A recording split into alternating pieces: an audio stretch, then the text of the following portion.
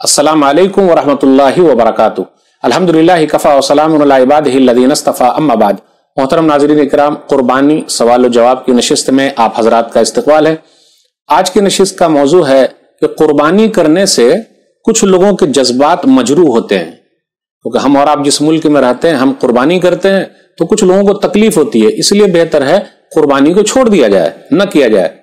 मेरे भाइयों, अगर देखा जाए तो लोगों को इस्लाम ही से तकलीफ है, तो क्या इस्लाम को छोड़ दीजिएगा?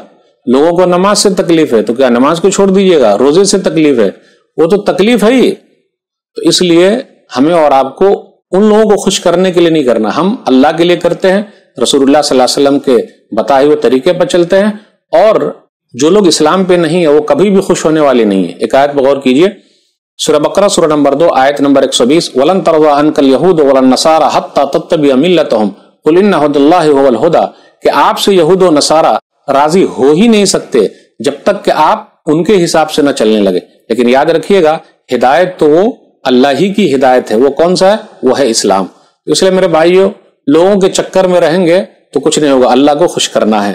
तो इसलिए जज्बात मजरूह होते हैं तो उनको सोचना चाहिए, भाई क्यों ऐसा ये कर रहे हैं। उन्होंने अपनी तरफ से कुछ मसला गढ़ लिया है, तो आप लोगों की गढ़ी हुई बात पर ध्यान देंगे तब तो मसला गड़बड़ हो जाएगा। इसलिए अल्लाह को खुश करने के लिए करना है और अल्लाह के लिए करना है। अल्लाह हम सबको सही समझ अता फरमाए, आमीन। हाज़ा मा इंदी वल्लाहु अअलम बिस्सवाब। वस्सलामु अलैकुम वरहमतुल्लाहि वबरकातुहू।